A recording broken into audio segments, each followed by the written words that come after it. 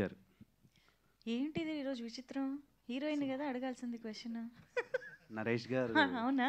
కృష్ణాష్టమి కదా, ఆహా. సో నరేష్ గారు అంటే మీవి ప్రీవియస్గా చాలా లవ్ స్టోరీస్ ఉంటుండే, రోమ్ కామ్స్. సో ఈ సినిమా ఒప్పుకోవడానికి రీజన్ లవ్ స్టోరీనా లేదంటే కాంటెంటా, ఇంక వేరే కాంటెంట్ ఏమైనా ఉంది?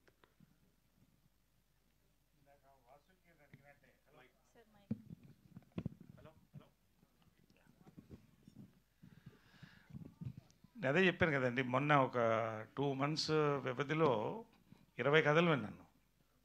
దాంట్లో 6 ఒప్పుకున్నాను. అంటే నేను బేసిక్గా ఇప్పుడు I'm in stage where I'm doing wonderful father roles, negative roles, lead roles.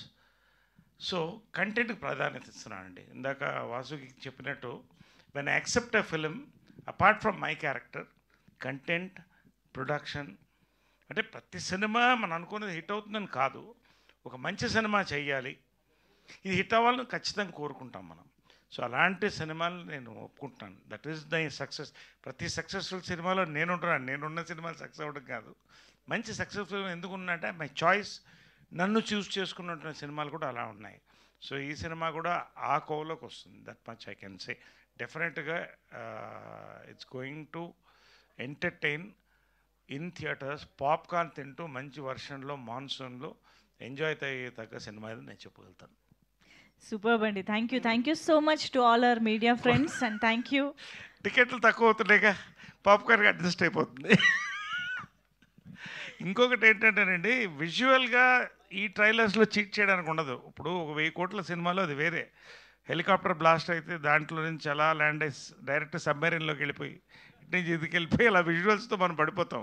ఇక్కడ అవేమి లేవు. It's all clear entertainment. మీరు చూస్తున్నది ఏది ఉందో దట్ ఈస్ గోయింగ్ టు, ఇది ఒక మచ్చుతునకు మాత్రమే. ఖచ్చితంగా you will get a full entertainment.